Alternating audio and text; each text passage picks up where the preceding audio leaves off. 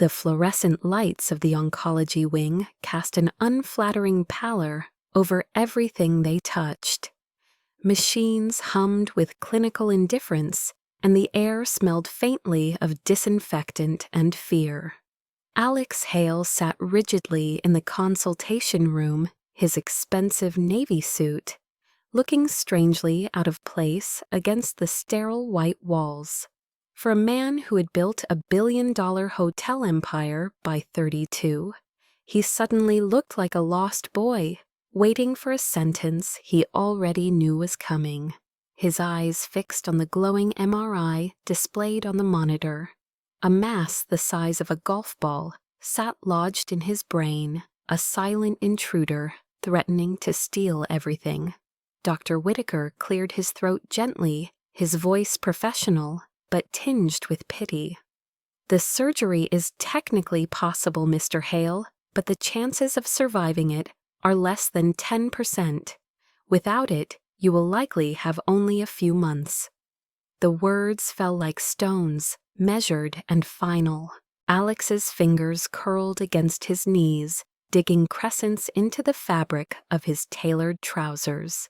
He was accustomed to numbers, projections, margins of risk, but never had statistics felt so merciless. 10%, 90 against him. For years, Alex had believed money was the shield that made him untouchable. He had poured his youth into boardrooms, acquisitions, and the ceaseless hunger for more. Love, companionship, family, all were distractions. He convinced himself he did not need. Success had been his constant companion, but now it sat useless beside him, silent in the face of mortality. Not $1 from his fortune could buy him a guarantee of tomorrow. He nodded once, a habit formed in negotiations where silence equaled weakness.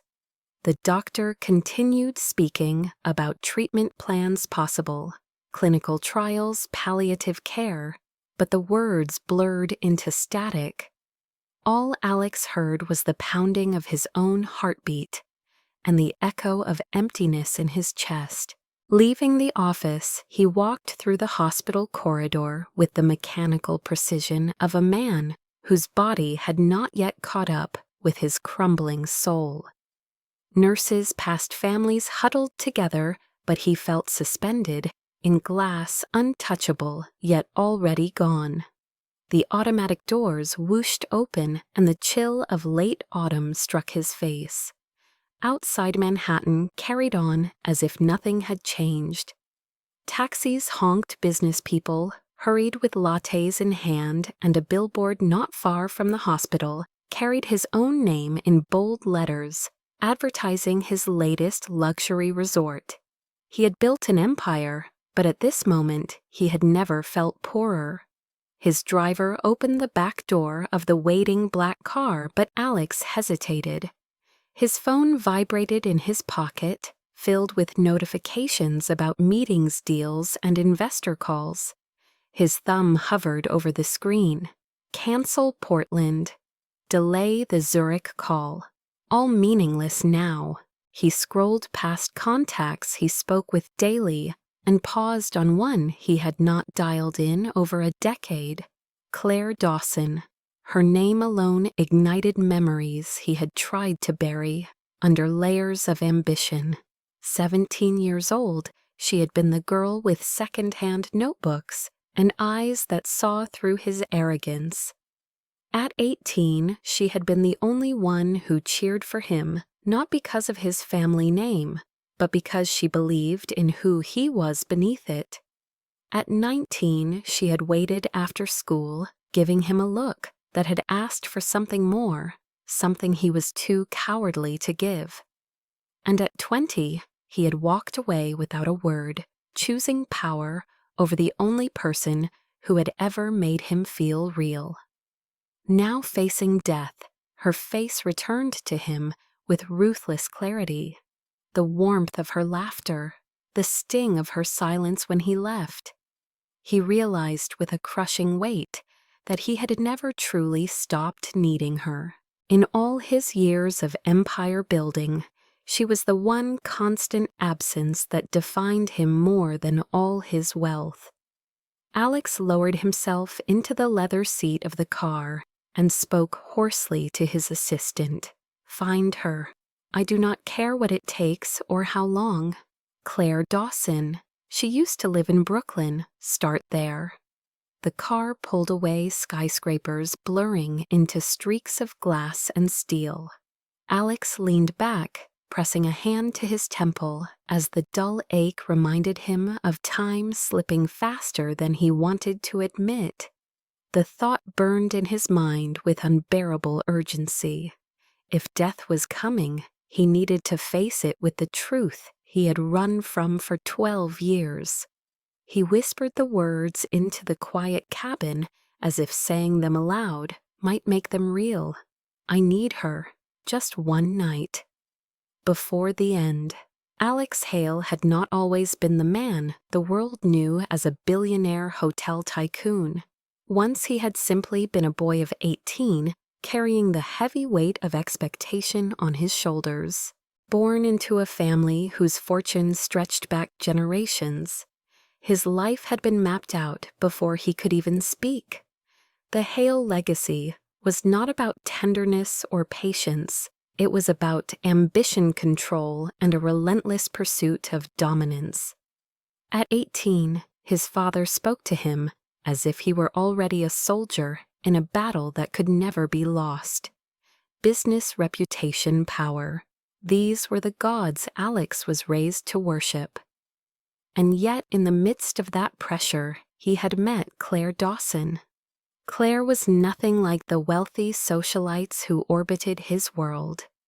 She was a scholarship student at his elite private school, living with her mother in a modest apartment above a bakery. She carried books everywhere she went, her bag always bulging with literature that smelled faintly of dust and dreams. She was not impressed by his name or his privilege. She was impressed only by kindness, by sincerity, by courage. Alex found himself seeking her company without ever admitting it. He would walk with her after class, pretending coincidence, though he always timed his steps to match hers. He remembered the way she laughed at his attempts to sound cynical, cutting through his bravado as if she saw the boy hiding behind the armor. She had a way of looking at him that made him feel not like a Hale heir, but like Alex, just Alex. Claire had given him signals he had been too afraid to answer. A brush of her hand against his on a library table, the way she lingered at his locker, as if waiting for an invitation, the half-written letter she once tucked into his literature book, and then quickly retrieved when she thought he had not noticed. He had seen the words in her neat handwriting. "Just the beginning, Alex, I think She never finished, but he had known, and still he did nothing. He wanted to reach for her, to kiss her, to hold on to the one person who made him feel alive. But the voice of his father echoed louder. "Do not get distracted. Do not get weak. Build your empire first. Everything else can wait." At 19, Claire had waited by the school gates after exams, her hair shining under the fading sun. She had smiled in a way that carried a question, "Will you choose me?" He had wanted to say yes, but ambition was already devouring him. That summer he left for Europe, accepted into a business program that promised to shape him into the heir his family demanded. He did not tell her he was leaving. He did not write. He vanished as if she had been nothing more than a fleeting chapter in a book he did not value. Claire's world had shattered quietly. She returned to her small apartment to her mother, who worked double shifts, and she buried her heartbreak in books. She had been ready to give him everything, but he had chosen the world instead. For years she told herself she would move on, but no one ever felt safe enough. No one else saw her, in the way Alex once had. She graduated, studied literature, and became a librarian in a small town. People admired her kindness, her quiet beauty, her intelligence, but Claire never let anyone close. She held on to her love for Alex like a wound that never healed, bleeding slowly through the years. 12 years passed. Alex built skyscrapers, luxury resorts, a brand recognized across continents. His name became synonymous with success. His face-gracing magazine covers his life, the subject of speculation. Women threw themselves at him, men envied him, but every night he returned to penthouses and suites that echoed with silence. He convinced himself it was enough. He had chosen power. He had chosen dominance. He had chosen to win. And yet, on the rare nights when sleep eluded him, her face would appear. The sound of her laughter would echo in his memory. The image of her standing at the school gates waiting would strike him with guilt he refused to name. He told himself she had moved on, that she was married, that she had forgotten. It was easier than admitting he had broken something sacred. Claire, meanwhile, aged into her 30s with quiet grace. She still visited the old bookstore downtown, still kept that half-written letter folded between the pages of a novel she never finished. Friends teased her about being too picky, about holding out for a fantasy. She smiled, but in her heart she knew the truth. She had given her love once, and it had never returned to her. In the stillness of her small-town library, surrounded by stories of love and loss, Claire often wondered if some wounds were meant to define a life. The contrast between them grew sharper with time. Alex rose higher into the clouds of wealth, while Claire rooted herself deeper into a simple, grounded existence. But both of them were incomplete, bound by a moment that had ended before it began. Now at 32, staring at the shadow of death in his brain scan, Alex realized with devastating clarity that he had wasted 12 years on the wrong god. His empire could not save him. His billions could not keep him alive. And the only thing that mattered, the only thing he craved, was the woman he had abandoned at 20. Claire had once offered him her heart, and he had walked away. Now he was crawling back, desperate, broken, and unworthy, but unable to stop himself. In his soul, the memory of her was not just nostalgia. It was the unfinished story that haunted every victory. The town where Claire Dawson now lived was nothing like the glittering skylines Alex Hale had conquered. It was a quiet place with tree-lined streets, modest houses, and a library that stood at the center like a guardian of forgotten stories. She had built her life there with discipline and solitude, surrounding herself with books and children's laughter, insulating herself from the chaos of the world beyond. She had made peace with a simple life, but peace was not the same as happiness. One chilly afternoon, while Claire was sorting a stack of returned novels, she heard her name spoken by a voice she had not heard in 12 years. It sent a jolt through her chest, and the book slipped from her hand. She turned, and there he was, Alex Hale, once the boy she had loved, now the man the world called a billionaire. He stood taller, broader, dressed in a coat that screamed of wealth, but his face was gaunt, his eyes shadowed by something far darker than ambition. For a moment, neither spoke. The years collapsed between them, but so did the unspoken grief of what could have been. Claire's breath caught in her throat. Alex, she whispered disbelief, lacing her voice. She wanted to rush to him and hit him at the same time. He gave a faint smile, but it did not reach his eyes. "You look the same," he said, though he knew it was not true. She looked older, wiser, and far more untouchable. Time had shaped her into a woman who carried dignity like armor. Claire forced her heart to steady itself. "What are you doing here, Alex?" He looked around the library as though seeking courage from the familiar smell of ink and paper. "Can we talk somewhere private?" Against her better judgment, she agreed. They walked to a small cafe across the street, one they had once haunted as teenagers when dreams were cheap and endless.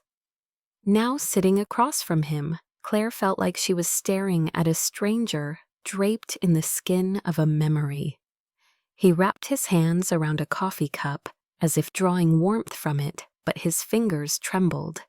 Claire saw it and frowned. "What is wrong with you?" she demanded softly.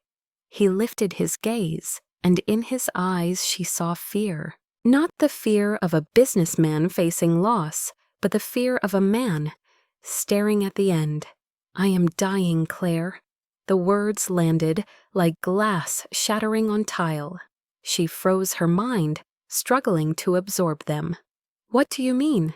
He explained in halting tones about the tumor, the surgery, the odds stacked cruelly against him.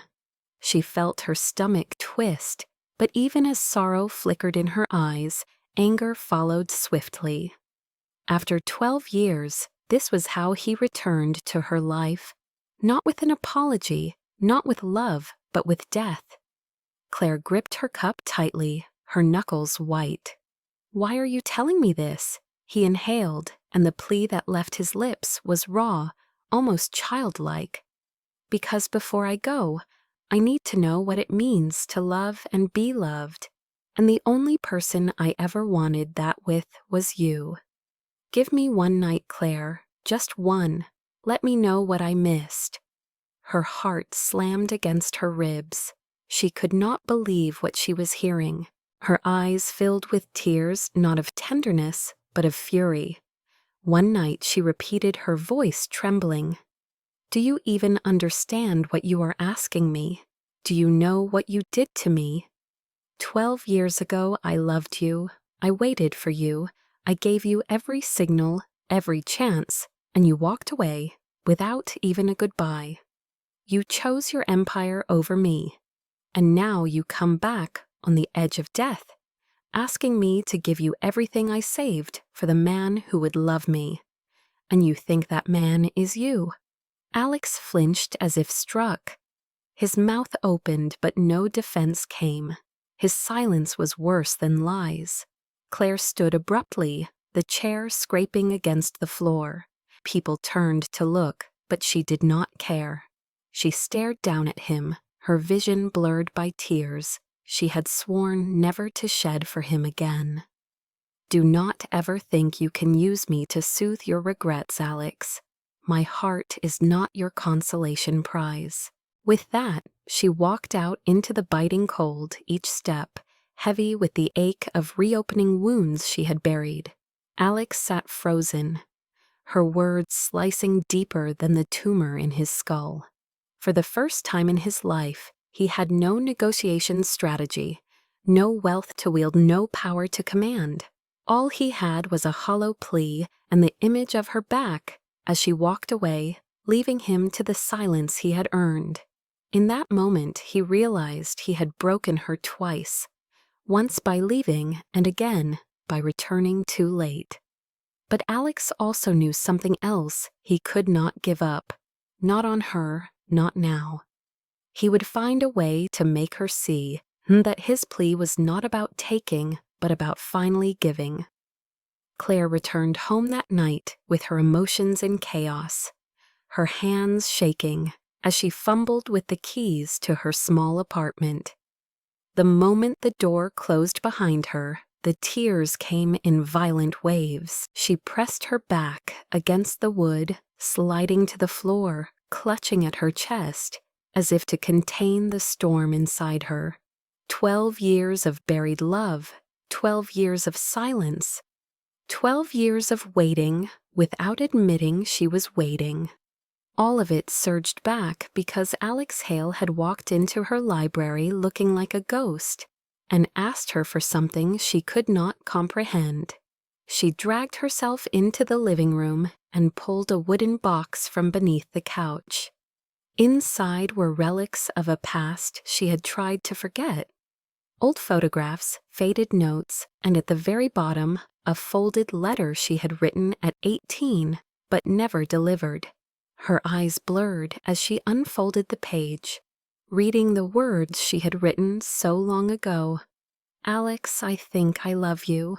She laughed bitterly through her tears. Even back then, she had been ready to give him her heart, and he had left without a glance back. She slammed the letter shut and buried her face in her hands. Why now, why? After all these years, she lit a candle on the windowsill and sat with her journal, the one place she allowed herself full honesty. Her pen scratched furiously across the page. 12 years and I still love him. I hate myself for it. He abandoned me, he chose money over me, and still my heart leaps at the sight of him. And now he asks me to give him what I have never given anyone, as if my love is a gift he can claim at his convenience. But what if he is truly dying? Can I deny him the only comfort he has ever sought from me? Would that make me cruel, or would it make me strong? She dropped the pen and wept again. Later that night, her older sister Emily called to check in. Claire answered with a trembling voice, trying to sound normal, but Emily immediately sensed something was wrong. "Talk to me," Emily urged.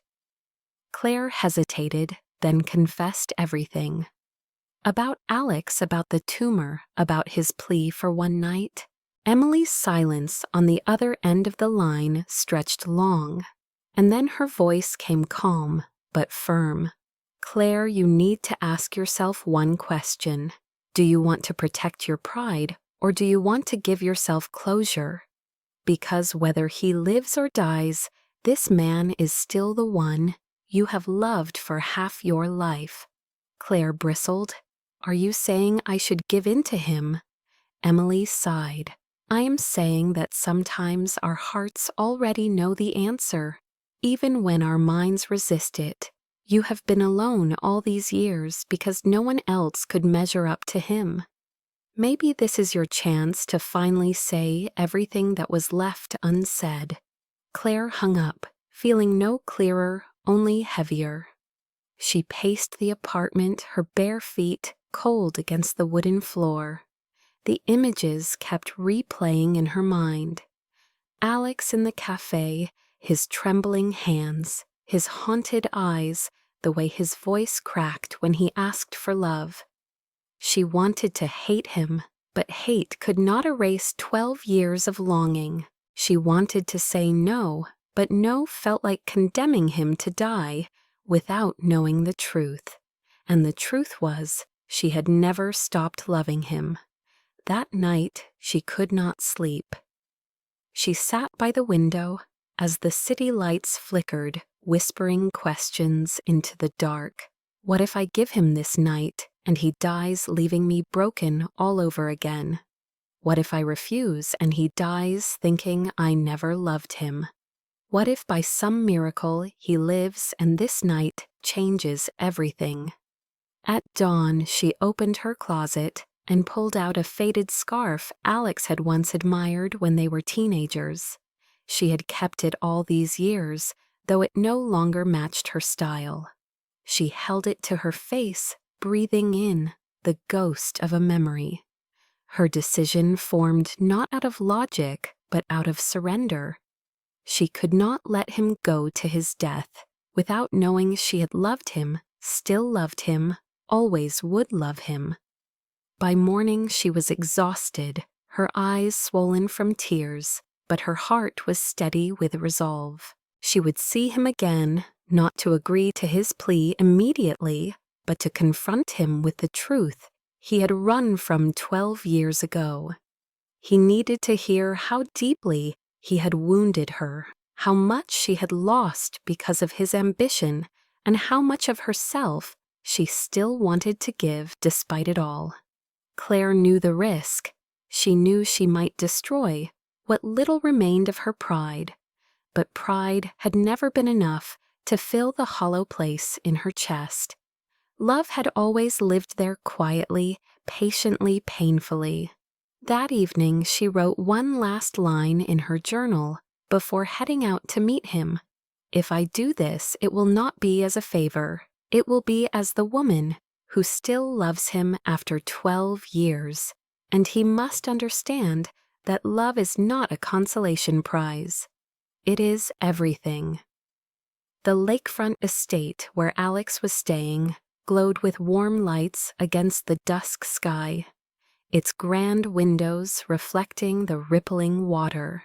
Inside, the billionaire, who once seemed untouchable, sat waiting like a man, stripped bare of everything but regret. The dining room had been transformed into a place of intimacy. Not power candles flickered along the polished oak table, and a single vase of lilies stood at the center, their scent faint but insistent. Alex's reflection in the window showed a face carved by exhaustion, his once sharp jawline softened by illness, his eyes hollow but burning with urgency. When Claire finally arrived, wrapped in her old scarf, as though carrying the past with her, Alex rose to his feet too quickly, almost stumbling. He steadied himself on the chair, and for the first time in his life, the powerful billionaire looked vulnerable, fragile, almost breakable. Claire's heart lurched, but she kept her face firm. He gestured to the chair across from him. "Thank you for coming," he said softly, his voice threaded with gratitude and fear. She sat folding her hands on her lap, her body tense, as if every muscle was bracing against the storm. "Do not thank me, Alex. I am not here to make things easier for you. I am here because I need answers." He nodded, swallowing hard. "You deserve them." The silence between them stretched heavy with memories, until Alex leaned forward, his voice trembling. "I need you to know the truth, Claire. I left all those years ago, not because I did not feel anything, but because I felt too much. You were the one person who made me want a different life, a life that terrified me because it had nothing to do with money or power. I loved you. I have always loved you." Claire's breath caught her anger, colliding with the ache in her chest. "Loved me, you loved me, and you left without a word. Do you know what that did to me? I waited for you, Alex. I gave you every chance to choose me, and you chose everything else." Tears welled in her eyes, hot and unrelenting. "For 12 years, I have carried this love alone. 12 years of silence. And now you return only because you are dying and want to take what I saved for someone who would stay." Alex's face crumpled with guilt. "I know," he whispered. "I know I do not deserve it. But Claire, I am not asking to take from you. I am asking to give you what I should have given you long ago. My heart, my truth, my love." Claire shook her head, her voice breaking. "You want me to believe that one night can erase 12 years? He reached across the table, his hand trembling until it hovered just above hers. "Not erase, redeem." He let the silence fill again, then spoke with raw desperation. "I cannot promise I will live. I cannot promise I will not break your heart again. But I can promise you that whatever time I have left, it belongs to you. You were the only real thing I ever had, and I was too blind to see it. Please give me this chance, not for my death, but for our life, however short it may be." Claire's tears spilled freely, now her chest tight with conflicting truths. She wanted to flee to protect herself from another wound, but she also wanted to believe him, to grasp the love she had dreamed of since she was 18. She stood walking to the window, staring out at the lake where moonlight shimmered across the waves. Alex followed her slowly, his steps unsteady. When he stopped beside her, she turned to him, her face pale but resolute. "If I give you myself, Alex, it will not be just one night. It will not be a goodbye gift or a final mercy. It will be love, and love is not measured in hours. If I choose this, it will mean I believe in you, in us, in a future that defies every statistic. And you must promise me that you will fight to live." Alex's eyes burned with tears as he lifted her hand to his lips, pressing a trembling kiss to her knuckles. "I swear it, Claire. I will fight with everything I have." She searched his face, seeing the sincerity etched into every line, and something within her finally yielded. The walls she had built over 12 years cracked, and in the ruins she saw the boy she had once loved and the man she could still love. Slowly she leaned in, their foreheads touching, breaths mingling. The kiss that followed was not one of passion, but of pain and healing, of promises, and lost years finally reclaimed. It was their first kiss, 12 years too late, but perfectly timed in the fragile now. The hours after their first kiss unfolded like a fragile dream, suspended between despair and hope. Claire and Alex stood for a long time by the window, their hands intertwined, each afraid that if they let go, the other might vanish into the shadows of memory.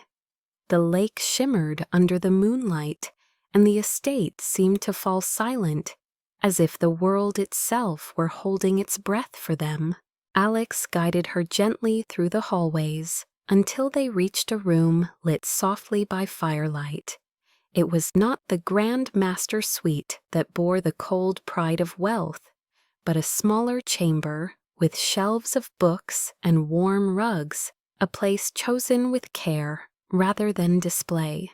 Claire hesitated at the threshold, her heart pounding, her body tense with years of guarded longing. Alex paused, too aware of the enormity of what he was asking without words. He turned to her, his voice low and unsteady. "Claire, if you say no, I will accept it. I will not force you into pity." She searched his face, saw the fear behind his eyes, the same fear that had once driven him to leave her, and this time she chose not to let him run. "I am not here out of pity," she whispered. "I am here because I still love you." Those words broke something inside him, and he pulled her into his arms. With the desperate gentleness of a man who knew this might be both a beginning and an ending, their lips met again, this time deeper, trembling with urgency and grief and joy all tangled together. The fire crackled as they stumbled toward the bed, their movements clumsy at first, the weight of 12 years pressing against them. Claire's hands shook as she touched his face, tracing the lines of wear and sickness, yet beneath them she found the boy she had loved. Alex kissed her hair, her forehead, her cheeks, as if memorizing every part of her.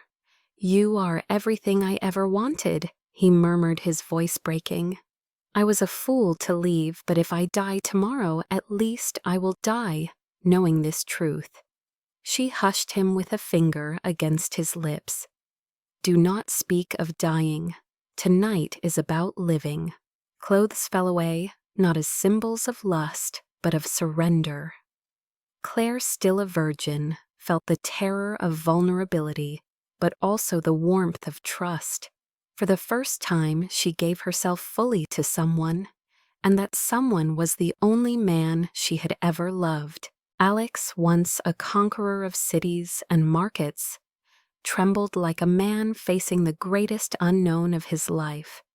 His illness made his body weaker, but it also stripped away every mask.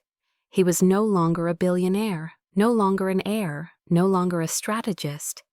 He was only Alex, a man, desperate to love and be loved before time ran out. They moved together, slowly, hesitantly, at first, then, with growing certainty, as tears mingled with kisses. The firelight bathed them in gold shadows, dancing across the walls like echoes of forgotten years. Every touch was a conversation, every sigh a confession. For Claire, it was both an ending of innocence and the fulfillment of a love she had guarded like a sacred secret. For Alex, it was redemption, a chance to rewrite the story of his life, not with numbers and contracts, but with tenderness and devotion. When it was over, they lay tangled in the sheets, their breathing ragged, their hearts pounding in rhythm. Claire rested her head on his chest, listening to the unsteady but fierce beat that reminded her he was still alive.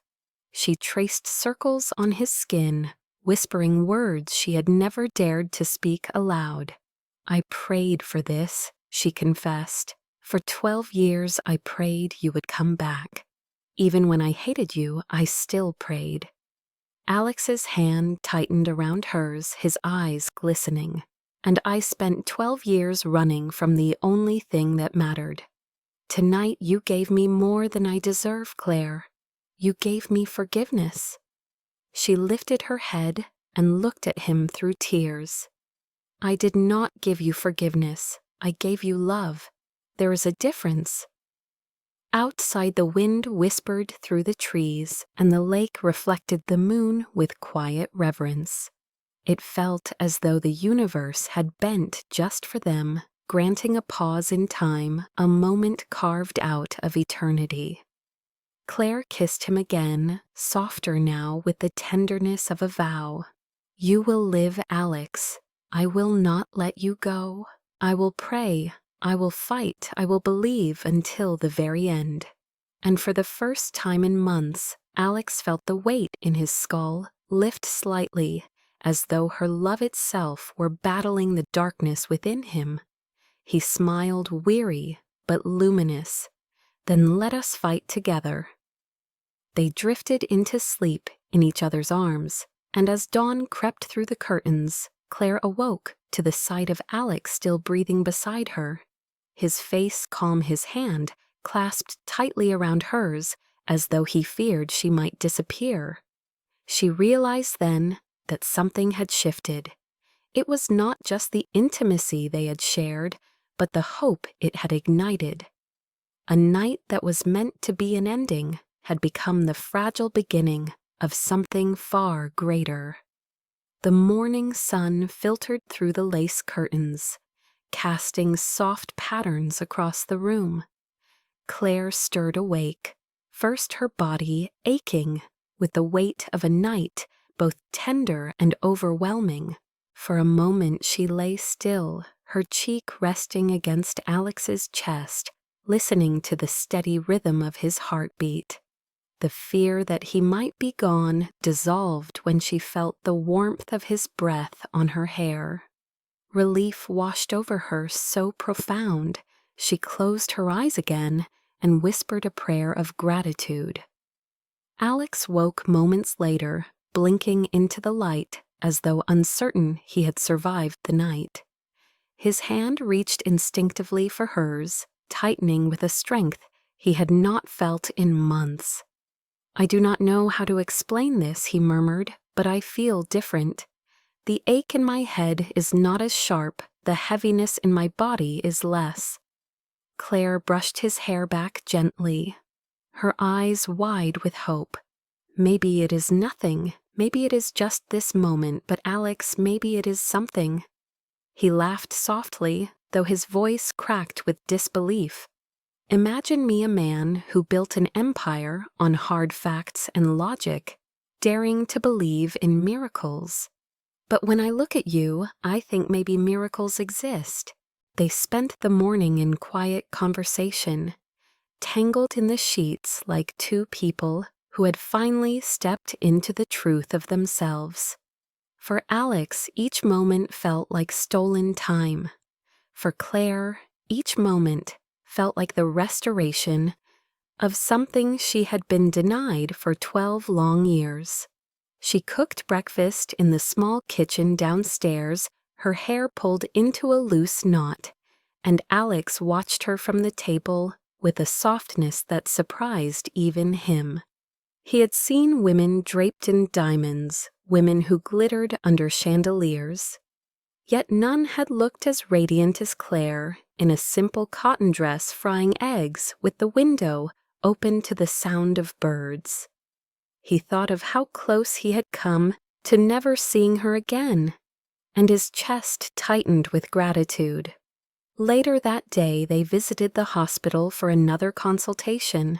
The doctors were surprised when Alex reported less frequent headaches and steadier balance. Tests were run, scans performed, and though the tumor still loomed ominous, its growth appeared slower than expected. Dr. Whitaker frowned at the results, confused. Medically speaking, there is no reason for this change, he admitted. Alex squeezed Claire's hand as he answered, "Maybe not medically, but there is a reason." The doctor gave him a skeptical look, but said nothing more. For Alex, the answer was clear. Her love was already altering the course of his life. Back at the estate, days passed with a rhythm neither had expected. They read books together, in front of the fire, walked by the lake, under starlit skies, and spoke of the years they had lost. Claire confessed how she had kept the old scarf and the unfinished letter, and Alex admitted how often he had thought of her face when success tasted bitter. Their bond deepened not only with passion, but with honesty, and for the first time Alex found himself imagining a future that was not just about survival, but about life with her. Yet with hope came new fear. Claire missed her cycle, and though she told herself stress could explain it, a quiet thought whispered at the edge of her mind. Could it be? She bought a test in secret, hiding it in her bathroom cabinet. That night, after Alex had fallen asleep, she stared at the result, trembling in her hands. 2 faint lines. Her knees weakened as tears spilled down her cheeks. She pressed a hand to her abdomen, whispering to herself, "A new life. Our life." The next morning, she watched Alex from the window as he stood on the deck, sipping coffee. The rising sun painted him in gold, and for the first time he looked not like a dying man, but like a man reborn. She walked outside, heart pounding, and slipped her arms around his waist from behind. He startled slightly, then covered her hands with his. "You are up early," he said. She rested her cheek against his back, her voice trembling. "Alex, something has happened." He turned, concern flashing in his eyes, until he saw the mixture of fear and joy on her face. "What is it?" She took his hand and placed it gently over her stomach. "It is too soon to be sure, but I think we are not just fighting for your life anymore. I think we are fighting for another." His eyes widened, and for a moment he could not speak. Then tears filled them, and he pulled her into his arms with a strength that startled them both. A baby. His voice cracked, and he kissed her hair over and over. "Claire, do you understand what this means?" She nodded, crying into his chest. "It means we cannot give up. Not now, not ever."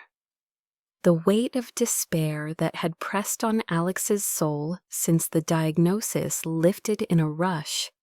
For the first time, the future did not look like a countdown to death, but a horizon of possibility. Love had given him strength, and now life itself had answered with another gift. That night, as they lay together, Alex whispered with fierce conviction, "I will survive this surgery. I will walk out of that hospital.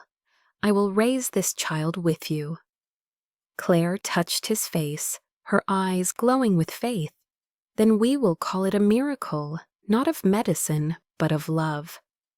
Outside the wind carried the scent of rain, and the lake shimmered with reflected moonlight.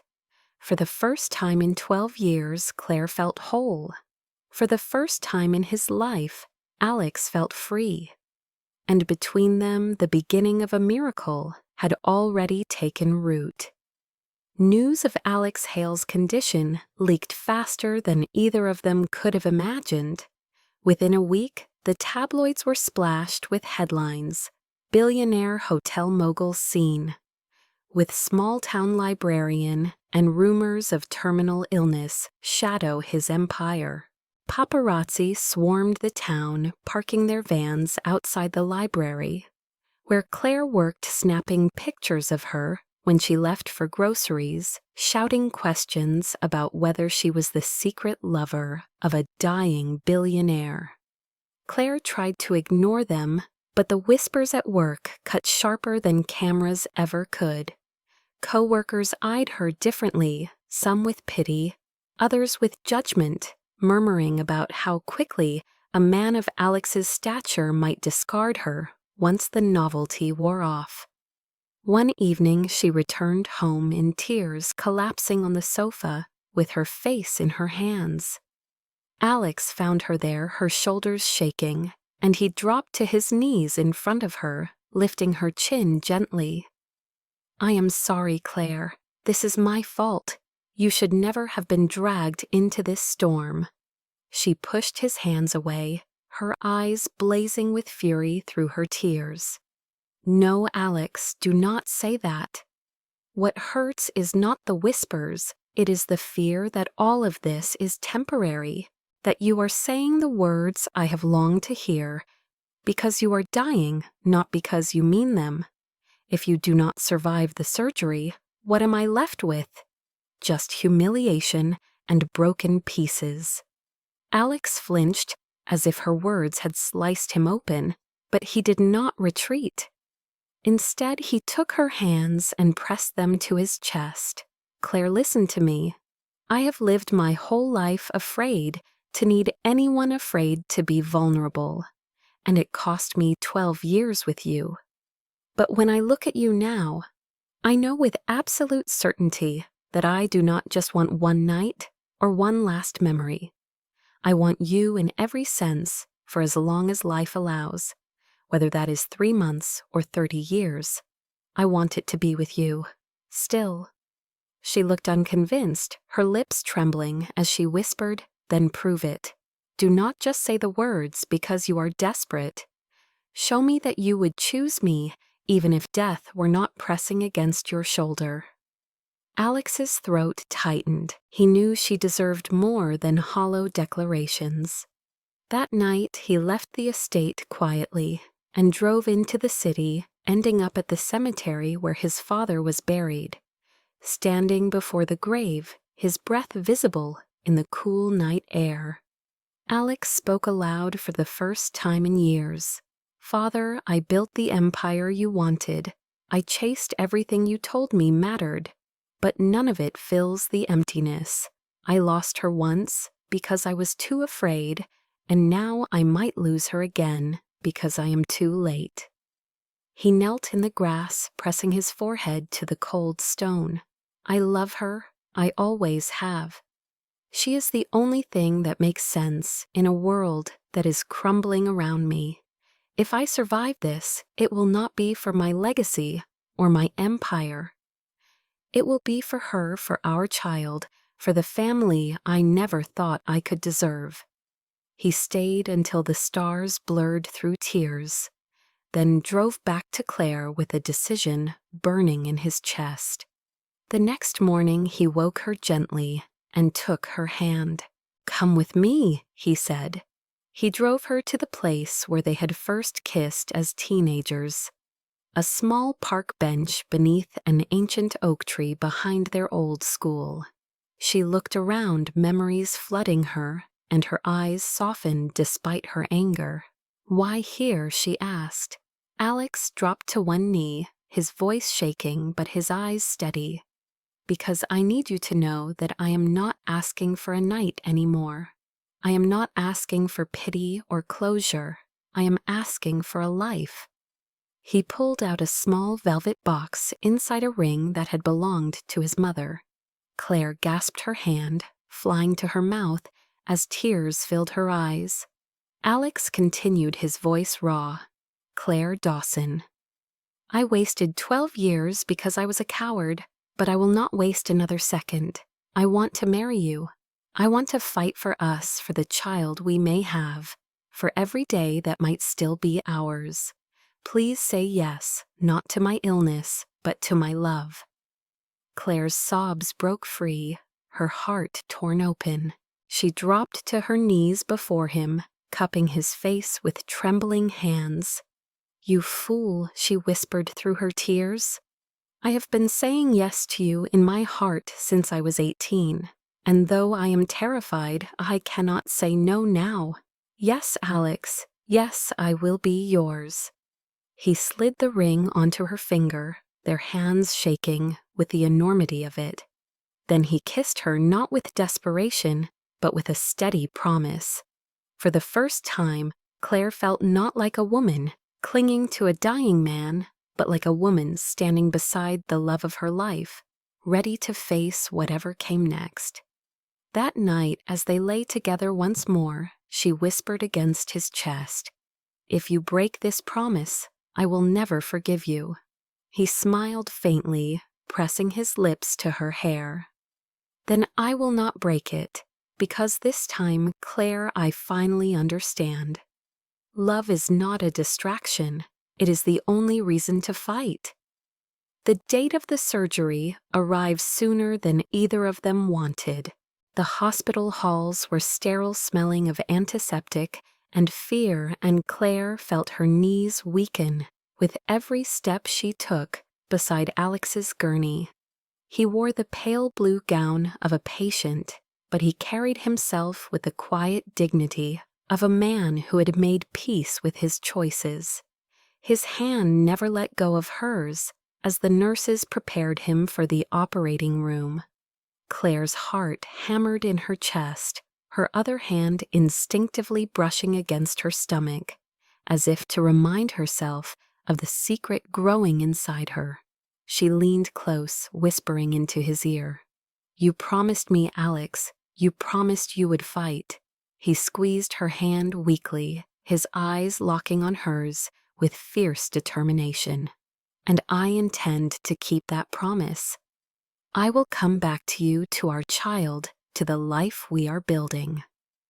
Then they wheeled him away, and the sight of his figure disappearing through double doors tore a cry from her throat.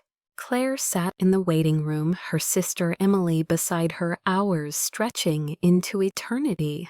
Every time a doctor or nurse passed through the corridor, her heart leapt only to fall again. She clutched the scarf Alex once admired, twisting it in her lap like a talisman. She prayed in whispers, sometimes out loud, begging God fate anyone who could hear. "Please let him live. Please do not take him now." After 8 grueling hours, the surgeon finally emerged. His mask pulled down, his expression unreadable. Mrs. Dawson Clare stood so quickly she nearly fainted. The doctor sighed, then broke into a small smile. The surgery was a success. The tumor was removed with fewer complications than expected. His chances are far better now than they were. Relief crashed over her, and she collapsed into Emily's arms, sobbing uncontrollably. Hours later, she was allowed into the recovery room. Alex lay pale but breathing steadily, machines humming softly around him. Claire approached slowly, her eyes blurring with tears. She reached for his hand, threading her fingers through his. His eyelids fluttered, and then his gaze found her. A weak smile tugged at his lips. "Did I keep my promise?" Claire bent down, pressing her forehead to his. "Yes, you did," she whispered, her tears spilling onto the sheets. "You came back to me. You came back to us." In the days that followed, Alex's recovery was slow but steady. Each morning he grew stronger, his voice firmer, his steps surer. Claire rarely left his side reading aloud, from books they had once shared, her hand always resting on his. And one evening, as the sun dipped low over the city skyline, visible from the hospital window, Alex asked the question he had been holding in his heart. "Claire, I do not want to wait any longer. Marry me." She laughed through tears, cupping his face. "You already asked me." He smiled. "Then let me ask again, not as a dying man, but as a man who wants forever." She kissed him deeply, her answer clear without words. Weeks later, when Alex was strong enough, they held a small wedding by the sea.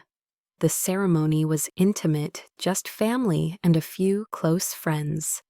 Claire wore a simple gown that shimmered in the golden light, and Alex stood tall beside her, his hand trembling only from emotion, not weakness.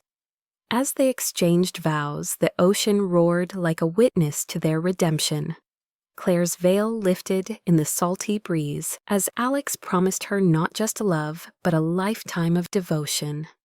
And when he kissed her, it felt as though the world itself applauded. Months passed and Claire's pregnancy began to show. The baby became the living proof of their night of love, the embodiment of their miracle. Alex often knelt before her, pressing kisses to her rounded belly, whispering promises to the child growing within. "I will always be here. I will never leave you or your mother." And each time, Claire's eyes filled with tears, grateful beyond words. The billionaire who once believed power was everything, now understood that true wealth lay in family and love, in the fragile yet unbreakable bond they had created. 3 years later, the Hale estate by the sea no longer felt like a monument to solitude and ambition, but a home filled with laughter and tiny footsteps. The morning sun poured through tall glass windows, warming the hardwood floors, where a little boy with tousled dark curls was sprawled among wooden blocks, constructing towers with the same determination that once drove his father to build empires. Dylan Hale was only 2, but carried the seriousness of a master architect in his chubby hands. Claire stood at the kitchen island, her body fuller now, her face radiant with the glow of motherhood. One hand rested on her rounded belly as she watched her son, her heart swelling with that familiar ache of gratitude. The miracle of Alex's survival had already given her more than she ever dared to dream. But the life growing inside her now felt like proof that miracles could multiply. Alex stepped in from the garden, his white shirt reeked with sawdust, and his sleeves rolled to the elbows. He had been working on a swing set for Dylan, insisting on building it with his own hands. Years ago, he would have scoffed at such a task, delegating it to hired staff. But now he found joy in labor that left him sweaty and sore because it was for his family. Claire's gaze lingered on him, and even after 3 years of marriage, her breath caught at the sight of him. He was not the frail patient she once feared to lose, but a man reborn stronger, calmer, yet still carrying the scars of what they had overcome. He came to her side, his hand instinctively finding the small of her back, as if to steady her even when she did not need it. "How is our little one today?" he asked, laying his palm against her belly. Active Claire smiled, her eyes glistening. "I think she is going to be a soccer player," she, Alex, repeated, surprise and wonder mingling in his voice. Claire nodded, her smile widening. "The doctor called this morning. It is a girl." He froze for a moment, overcome, then leaned down and kissed her stomach, whispering, "A daughter." Dylan will have a little sister." Claire brushed away the tear that slid down his cheek, her own throat tight. "And you will have a daughter who will wrap you around her finger from the first day." They laughed together, the sound filling the kitchen with warmth.